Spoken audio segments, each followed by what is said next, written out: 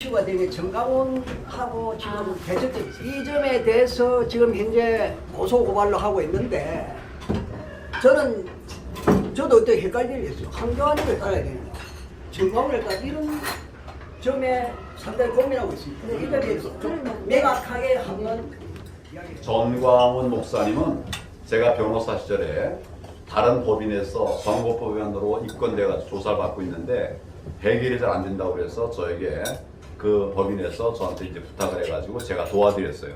잘 됐습니다. 그 뒤에 이제 개수하고 같이 좀 해왔었는데 언제부턴가 이 사람이 변질이 되더라고요. 총선 때 50억을 받았대요. 50억을 받았다 공개적으로 얘기를 해요. 대표가 그럴 리가 있나 이렇게 생각하는 사람도 많은데 또 어떤 사람은 아니 뭐 전 목사님이 없는 얘기하겠어? 없는 얘기하겠어? 이 말이 정말 무섭죠? 예! 막 퍼져나가는 거예요. 그래서 지금 도저히 안 되겠다. 이상 조치를 할 수밖에 없다. 그래서 제가 고발을 한 겁니다. 잘못된 말 실수가 많았어요. 그래서 제가 그럴 때마다 연락해가지고 하나님 까불지 마. 그랬습니까? 내가 전화를 했더니 안 받아요, 전화를. 한 6개월 뒤에 전화했는데 아이 나 그렇게 안 했다는 거예요. 아니 내가 봤다고 봤는데 어떻게 안 봤다고 합니까? 안 했다고 합니까? 뭐 이런저런 넘어갔어요. 이분이 잘 알거든요, 정치를. 근데 앞두고 제가 50억 받았다고 퍼뜨린 거예요. 거기 온 사람들이 상당수가 없는 말 했겠어? 이러고 있어요. 그래서 고소했습니다. 이해해 주시기 바랍니다. 예, 잘하셨습니다. 정권에서 정치 뭐 하겠습니다. 이랬더니 그래 내가 아주 연약해 보이니까 지금은 이번에 예상 외로 4강에 올라갔습니다. 우리는 밀었지만도 정치를 아는 분은 4강에도 사실 우리 여기 황교안 모임의 지지자들이 있지만도 정치를 깊이 아는 분들은 거기도 못 보일까 싶고 걱정을 많이 했습니다. 정말로 선전했습니다. 첫째. 그리고 결과는 별로 안 좋았지만도 황 대표님의 정치 철학은 완전히 유권자들한테 모든 당원들한테 전달됐습니다. 그러니까 그러면 다른 방법이 있다. 뭐냐면 기소했던 검찰이 이거 공소 취소하면 되는 거예요. 공소 취소하면 그 모든 문제가 다 해결됩니다.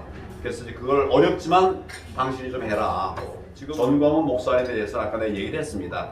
다른 거 다 참아도 50억 받았다. 우리 당 전체 우파를 이 부패한 정당으로 만들어버리는 이거는 해결하지 않고서 넘어갈 수 없는 거예요. 맞습니다. 성함 밝히시고. 예, 부방대 동래구에 사소하는 전현구 목사라고 합니다. 일산에서 우리 대표님 선전하시고 마음이 많이 힘드셨으리라고 생각하고 오늘 또 밝은 모습 보니까 너무 힘이 되고 격려가 되고 다시 한번 파이팅을 합니다. 우리가 모인 이유가 부정선거를 방지하자는 의도로 모였다는 것입니다.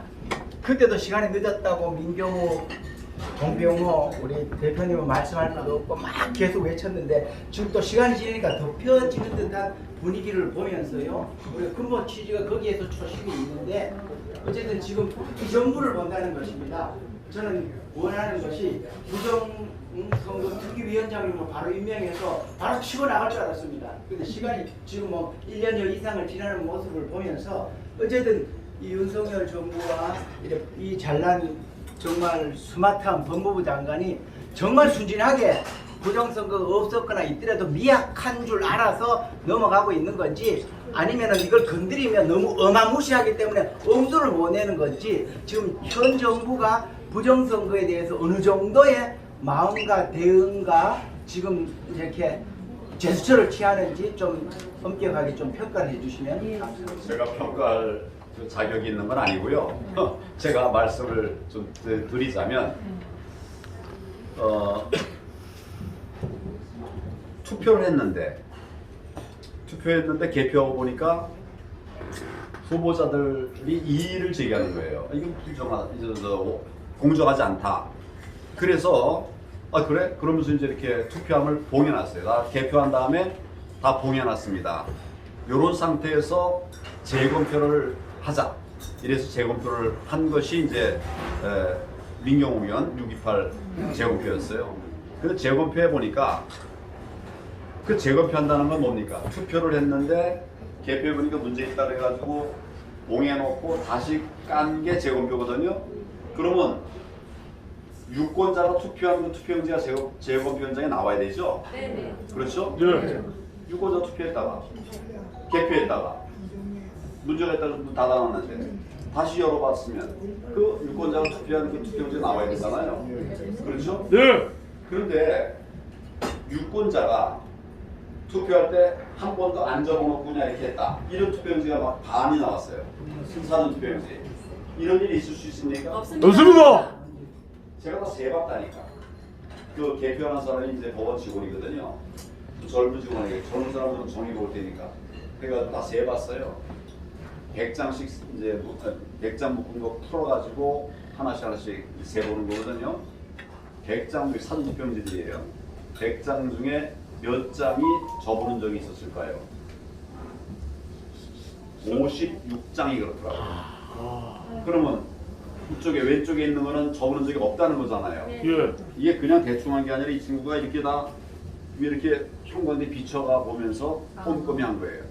근데 이 사람이 그 의미가 뭔지 잘 몰랐는지 친절하게 잘 왼쪽 오른쪽 해가지고 오른쪽에 56, 왼쪽에 54가 합니까?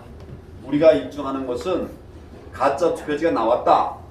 그럼 이제 정부가 그걸 밝혀야 되잖아요. 네. 밝히지 않고 너희들이 안 밝혔으니까 이거는 기각이다. 이게 말이 되는 소리예요? 만듭니다. 문제. 한 투표용지 하나가 현장에서 할 수 있는 뭐 지역구 투표, 하나는 비례투표. 이런 투표용지가 있을 수 있습니까? 그런 투표용지에 투표한 사람이 있을 수가 없지요. 그래서 민경우 의원이 뭐 10억인가 걸고 이런 걸 본 사람 있으면 나와봐라 그랬어요. 안 나왔어요. 또 뭡니까? 일장기 투표지라는 거 있죠? 일장기 투표지. 일장기 투표지가 뭔지 아세요, 여러분? 뭐죠?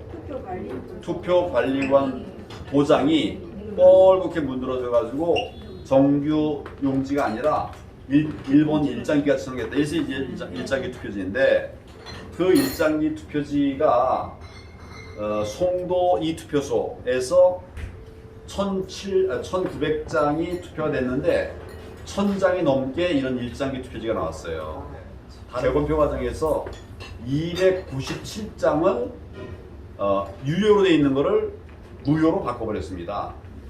200 몇십 장을 유효로 돼 있는 걸 무효로 바꿔버렸어요. 그런데 민경우 의원은 징계 한 3,000표 된대요. 결국은 200 몇십을 바꿔봐도 당락에 영향이 없다. 이래가지고 기각해버렸어요. 여러분 이게 말이 됩니까? 오스트리아에서 한 장의 부정투표용지 보고서 선거 자체를 무효로 해버렸어요. 이게 원칙입니다. 297표, 2,000표, 3,000표 쓰니까 당락에 영향이 없다? 말이 되는 겁니까? 아닙니다. 그래서 이건 부정선거일 수밖에 없어요. 이런 과정이 매번 선거 때마다 다른 양상으로 나왔습니다. 매번마다 다른 양상으로. 최근에 한 투표에서는 우리 당 대표 투표하는데 선관위에서 5초마다 이걸 개표를 했어요. 5초마다 표 숫자를 발표를 했어요. 발표하는데 그 숫자가 투표한 사람 숫자가 끝자리가 똑같아요. 끝자리가 7자로 똑같아요. 앞에는 47, 67, 37, 57 사람이에요. 그리고 나는 오랫동안 법을 다룬 법조인입니다. 더 중요한 것은 평생을 부정선거를 적발하는 일을 한 사람이에요. 공안부가 하는 게 부정선거 사범 잡는 겁니다. 간첩 잡는 거. 그게 공안부가 하는 일이에요. 저는 평생 그걸 했어요. 제가 검사가 된 게 너무 많이 길어지는데 1987년도에 공안부로 갔어요.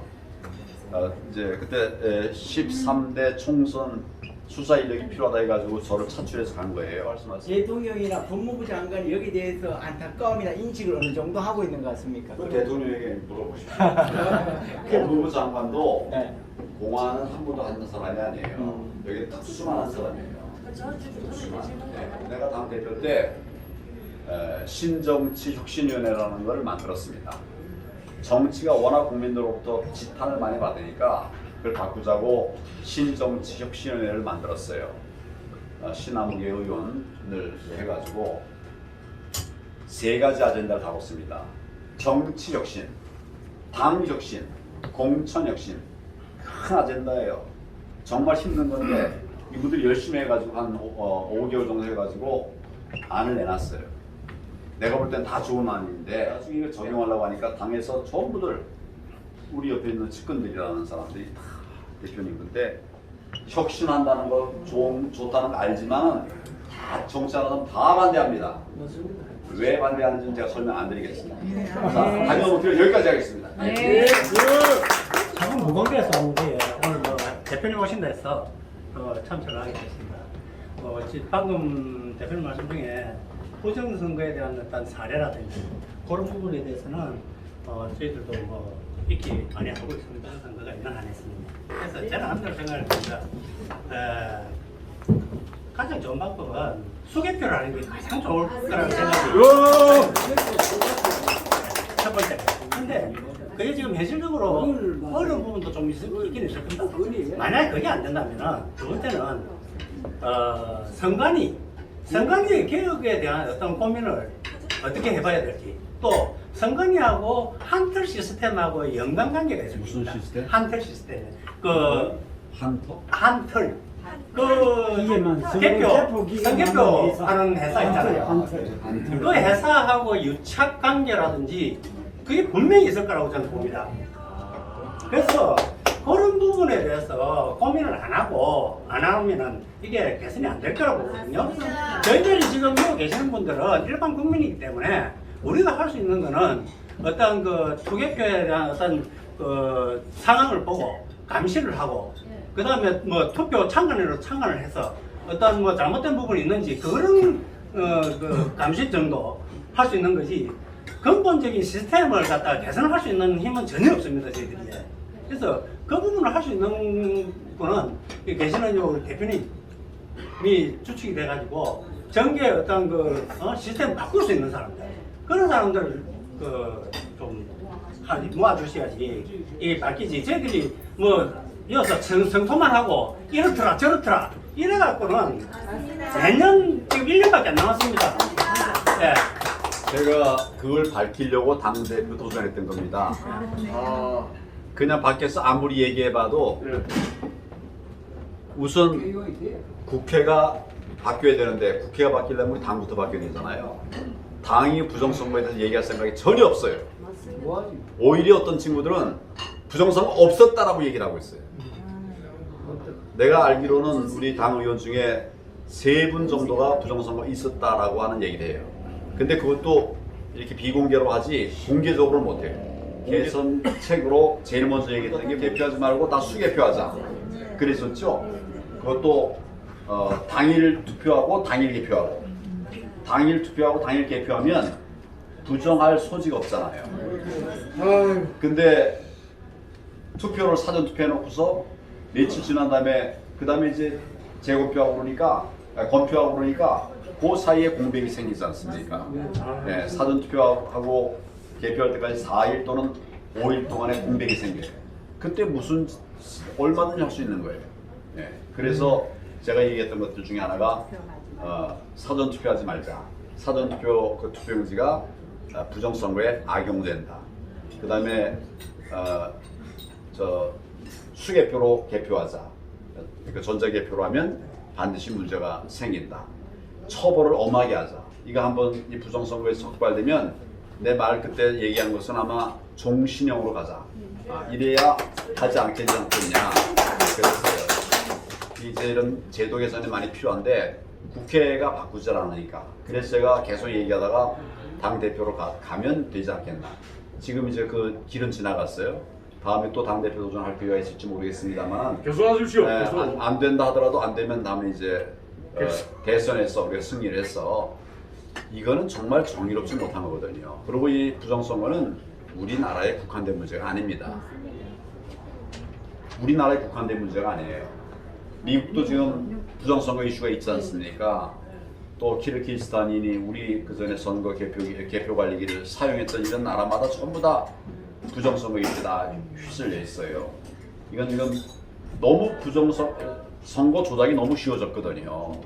옛날에는 다 수개표했었는데 지금 다 전자개표하고 전자처리하고 보니까 너무 쉬워졌습니다, 여러분. 제가 평생을 공안부에만 있는 걸로 알고 있는 분도 계시는데 제가 대한민국 2대 컴퓨터 수사부장입니다. 네, 컴수부장이에요. 이 얼마든지 조작할 수 있어요. 무슨 박사가 조작할 수 있는 게 아니라 석사 정도만 돼도 이거 얼마든지 조작할 수 있어요. 나쁜 마음만 먹으면. 그리고 또 한번 해보니까 이거 안 하고 이것만 되면 그냥 내가 쉽게 표 조작을 이길 수 있는데 그냥 뭐 얼마 동안 전국 돌아다니면서 애쓰고 고생하고 돈 쓰고 뭐 그렇게 안 해도 되거든요. 그런 길을 막아야 되는 거죠. 그래서 제가 별별들을 다 하고 있는데 지금 제일 중요한 거는 국회가 막아야 되고 선관위가 막아야 되는데 선관위가 막을 노력을 안 하고 있어요. 그동안 선거법 개정에 제일 먼저 그 책임을 주로 선관위가 있었습니다. 법 개정안도 내고 국회에서 통과 안 되는 경우도 많고 그렇지만 그랬었는데 이제는 선관위가 법 개정안을 냈다는 얘기를 잘 못 들어봤어요. 예. 그리고 선관위가 그 주책임자고 그리고 이제 또 하나는 당사자들 당하고 여야당 이게 굉장히 중요한데 여기가 이제 바꾸질 않으니까 그러니까 지금 정말 힘든 그러니까 소위 맨 땅에 헤딩하는 이런 마음이에요. 그러니까 예를 들어서 우리가 노정이 쫓아낸 거 아시죠? 노정이가 부정선거 주범인데 우리 쫓아냈어요. 그 어떻게 쫓아냈는가? 우리가 싸워서 쫓아낸 겁니다. 모르시는 분도 많겠지만 우리가 그 집 앞에 또 회사 앞에 그 가서 계속 투쟁하고 싸우면서 괴롭혀가지고 사실 쫓아낸 거예요. 정상적인 방법으로는 잘 해결이 안 됩니다. 그래서 부방대도 만들었고 앞으로도 우리가 더 싸워야 되는데 그냥 중간에 쉽게 안 돼요. 그거 왜 못합니까? 지금 제가 구조를 대충 말씀을 드렸는데 이해가 되시죠? 네. 예. 싸워야만 됩니다. 싸워야만. 싸우겠습니다. 예. 어떤 사람들은 조원진 의원님이 되게 악한 사람으로 알고 계시더라고요. 저는 조원진 의원님을 악하게 보지는 않아요.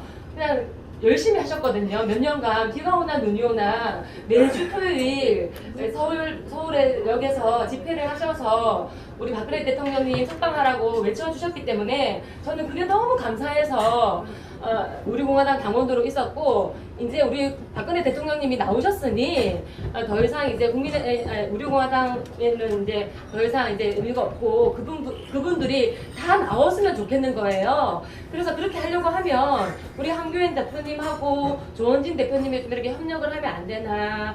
왜냐하면 우리 공화당 당원 사람들이 한교안 대표님을 좀 안 좋아하더라고요.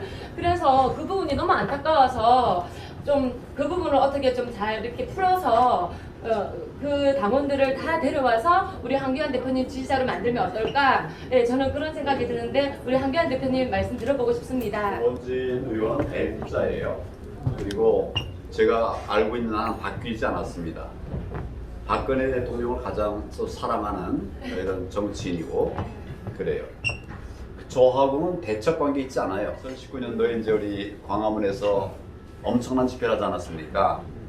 100만 명 모이는 집회라고 그랬죠. 근데 그럴 때 사실은 조 대표하고 협의 다 했어요. 그래가지고 탄핵할 때 내가 결재를 했대요. 속사분들을 많이 아니 그 헌법재판소에서 하는 것에 어떻게 제가 결재를 합니까? 다른 기관에 별도 기관이에요. 그냥 헌법재판소장이 결정하면 그걸 끝나는 겁니다. 어떤 분들은 내가 뭐 아무것도 안 했다고 그래요. 제가 특검이 수사하고 그럴 적에 1차 기간이 끝나서 두 달인가 끝나고 나서 구속기간 연장 신청을 했어요. 그때 상황으로서 지금 생각하면 편하지만 그때는 뭐 완전히 그냥 촛불 때문에 뭐 아무도 제대로 못. 우리 당에도 지금 62명이 그 탄핵에 참가했어요. 가담했잖아요. 예. 그럴 상황이었어요. 그런데 그럼에도 불구하고 구속기간 연장 할 만큼 했다. 저는 그렇게 판단하고서 그걸 기각을 했어요. 수사 더 못하게 했습니다. 아무것도 안 했다고요? 그걸 정신없는 사람들이 어디 있어요? 청와대 압수수색하겠다고 그랬어요. 대통령 계시던 청와대 압수수색하겠다는 것도 제가 그 못하게 기각했습니다. 내가 할 수 있는 건 다 했습니다. 개헌회라는 거 말이죠. 지난번에 저 헌법이 바뀌어가지고 국회가 의결하면 그 개헌을 바로 풀어야 돼요. 지금 그 탄핵하는 절대 다수가 거기에 동조하는 이런 때 내가 그 개헌령 내봐야 그 다음날 바로 그냥 해제해버리고 나가버릴 거예요. 그런 무용한 것을 하면서 결국 국민들에게 그 거짓말 해가지고 이게 되겠습니까? 그러니까 저는 할 수 있는 걸 다 했는데 우리 공화당 출신들 가서 다시 얘기 좀 하세요. 뭐가 궁금하냐? 그러니까 내가 말한 게 틀렸다, 거짓말이다 이런 생각이 아니죠. 그러니까 지켜보겠다고 그러더라고요. 그래서 그 다음에 뭐 내가 어디 갈 때 이분 나타나지 않았어요. 근데 정말 우리가 우파가 가짜 얘기들이 많습니다.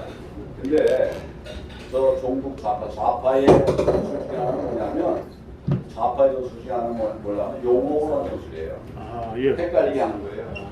근데 우리 거기 속으로 안 됩니다. 안 됩니다. 네. 저는 뭐 거짓하고는 담싸운 사람이에요. 내가 기억 못, 요새 나이가 나쁘고 그래가지고 기억이 못해가지고 뭐 말 잘못할 수 있을지 몰라도 내 기억에 반하는 말, 거짓말 해본 일이 없는 사람입니다. 앞으로 대통령은 패시려. 호남 대회 하실 때, 예, 예. 호남 대회 하실 때 정권을 차고 갈다리를 잡고 달리는 당시라. 갈다리를 잡고 내가 선거해야 되는데 안 선거고 그냥 나와버렸다 이 말이야. 그래서 정권이 바뀌거든요. 가지고 이제 문재인이가 대통령이 됐는데 우리가 국회의원 50명 된다 할 때 제가 글을 올렸습니다. 우리 인구가 들어가는데 국회의원 누구는 이게 무슨 말이고? 국회의원 100명으로 줄이자. 이건 전 전적으로 동감합니다. 문재인 정부가 들어서 우리 정부도 100만 명이 공무원이었어요. 공무원이 100만 명인데 17만 명을 늘린다고 했습니다. 나중에 실제 늘린 건 14만 명 늘렸다고 해요. 워낙 이제 늘리다 보니까 뭐 반발이 많으니까. 그런데 공무원 하나 늘리면 금년은 뭐 한 1년이지만 이건 평생은 그 사람 뭐에 살려야 되는 거 아닙니까? 그러니까 100만 시대에 117만, 114만으로 만들었다는 것도 그와 이제 또 공공기관까지 말하면 한 3, 40만 명이 늘었거든요. 이거 엄청난 국민 부담이 되는 겁니다. 저는 정부도 사실은 반으로 줄여야 된다고 생각합니다. 정부가 제대로 일을 하면 뭐 더 필요할 수도 있겠지만은 공무원이 많다고 하는 거는 규제가 많아지는 거예요. 공무원들이 그냥 와서 아무것도 안 하면 가겠습니까? 뭔가 하려고 그러는데 뭔가 하려고 그러는 게 결국 국민들에게 불편을 주는 겁니다. 그래서 저는 사실은 공무원들 작은 정부가 필요하다. 보통 작은 정부라고 그래요. 줄여야 되는데 오히려 늘리는 거. 국회도 마찬가지예요. 줄이는 것은 확실합니다. 줄여야 되는 건 확실해요. 비례대표 없애자는 말도 있습니다만 어쨌거나 줄여야 되는 건 확실하고 저 그런 부분을 몇 번 얘기했고 앞으로도 그런 생각을 가지고 정치가 나가도록 그렇게 하겠습니다. 앞으로 그래 될 거예요. 힘내시고 용기 내시고 희망을 주세요. 화이팅입니다. 제가 이제 선거에 지니까 많은 분들이 안타까워왔어요. 그리고 힘들 거라고 다들 그렇게 하시는데 그런 안타까워하시는 그 부분에 대해서는 감사를 드립니다. 대표님이 뭐 안 들어가셔도 또 나름 또 하실 일이 많다고 생각하기 때문에 아까 잠깐 좀 보니까 좀 눈시울이 좀 뜨거워졌는데 그 마음조차도 저는 죄송스럽고 요번에 좀 궁금한 게 마지막 우리 그 발표 나시기 전에 그 안철수 대표님하고의 마지막에 왜 그렇게 하셨는지 그게 첫째 궁금하고요. 두 번째는 그 차라리 김기현 후보님 다른 문제 말고 부정선거를 좀 더 어필했으면 또 결과가 더 좋았지 않았을까 그런 생각이 들어요. 김기현 후보의 문제점들에 대해서 얘기를 먼저 시작을 했는데 안철수 대표가 따라왔어요. 그러니까 이번 저 당대표 선거에서 여러분들이 잘 기억 못하실 것 같은데 제가 한 것을 따라온 게 굉장히 많습니다. 당원 중심 정당 이 얘기를 제가 맨 처음에 했죠. 네. 나중엔 후보들이 다 그 말을 했어요. 당원 중심 정당 만들자고 그 얘기를 했어요. 또 이제 김기현 후보의 문제를 내가 얘기했더니 또 안철수 대표 또 천하람도 후보 나도 그 따라왔어요.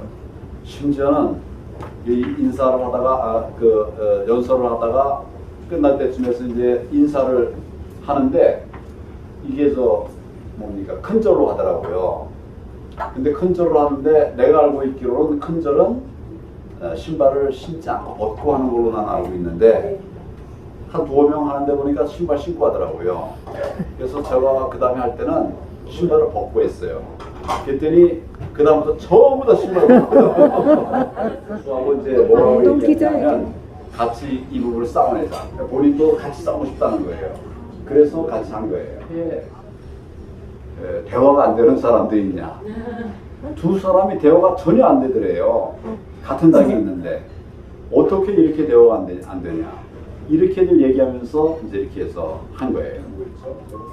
이런 시험과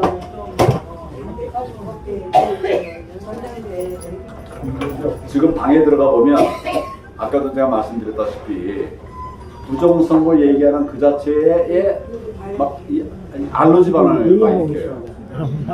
알러지 반응이. 예를 들면 이제 하여튼 그 당에 누가 나한테 나가냐 우리 팀에다가 전달을 했어요. 아 이거 황 대표님 말이야 다른 건 다 좋다. 근데 부정선거라는 그 말 좀 쓰지 말아라. 불법 선거로 쓰든지 뭐 공정선거 좋든지 다 다른 거 다 좋은데 부정선거라는 그 말 그걸 좀 쓰지 말아라.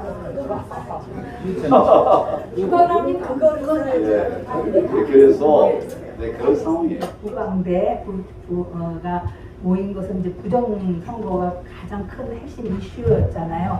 사실은 그래서 작년 대통령 선거 때 제가 그 선관위에 가서 감시하러 갔다가 뭘 자기네들이 막 걸어가지고 제가 검찰에 송치될 것까지 했었어요. 예, 그 장관님, 한 장관님과 윤 대통령님의 관심을 끌어내고 그 라인으로 어떻게 이것을 갈 것 해서 우리가 부정선거를 제도적으로 시스템적으로 막아내는데 그분들의 힘을 얻을 것인가에 대한 어떤 전략이 있으신가?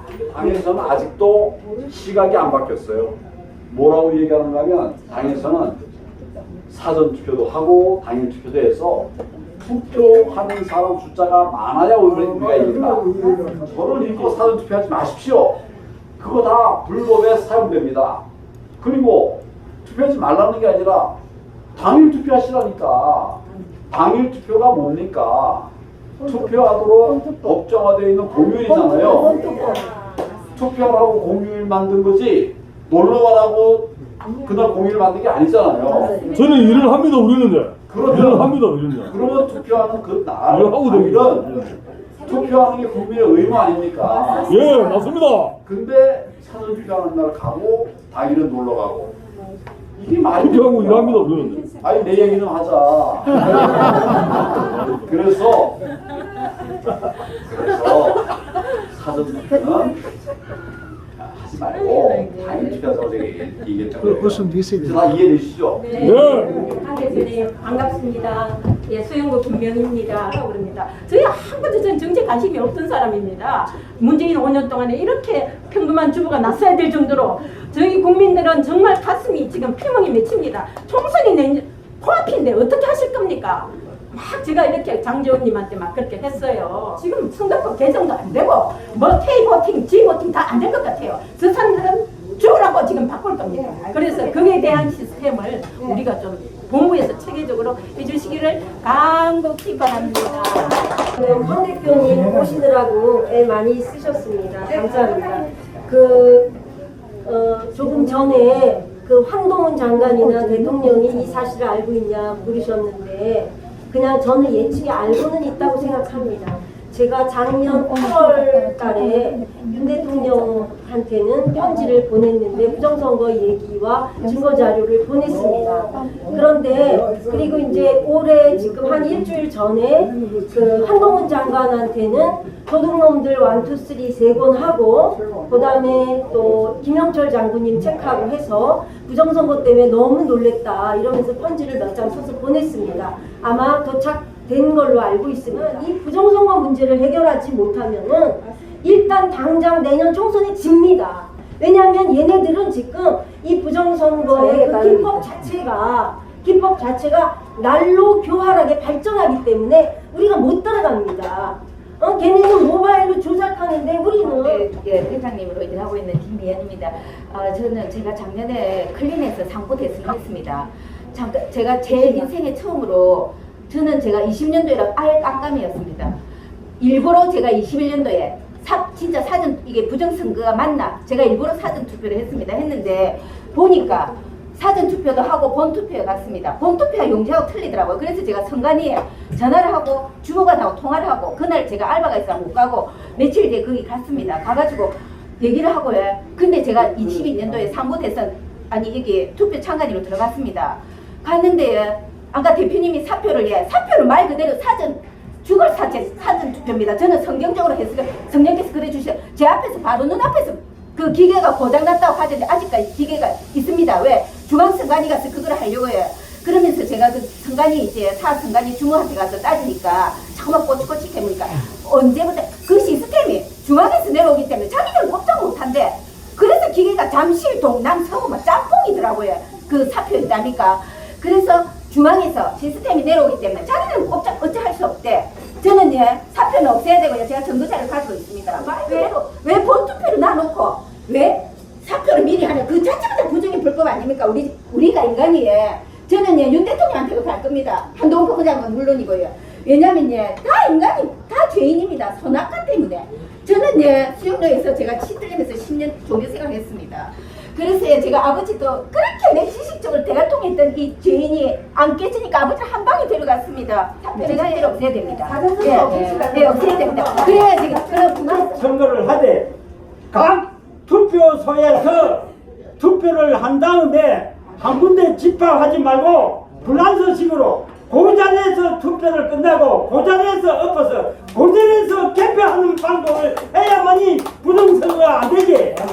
집합하는 과정도 차에 싣고 가면서 옆길로 세가지고 한 사람도 빠짐없이 대무에 참여해서 이 나라를 갖다가 부정선거를 완전히 엎어야지 정치인들의 날겨가지고 이 제도를 갖다가 절대로 못 바꿉니다. 아직까지 이번에 선거에 한교안 대표님이 졌지만 아직 오빠는 살아 있습니다, 여러분.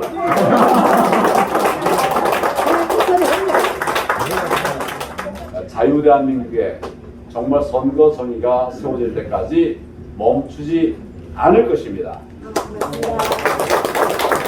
앞으로 부방대는 멈춥니까? 멈추지 않습니다. 멈춘다고 하면 정말 우리나라의 선거 정의가 확고하게 세워질 때까지 여러분 같이 갑시다. 함께 갑시다. 승리합시다.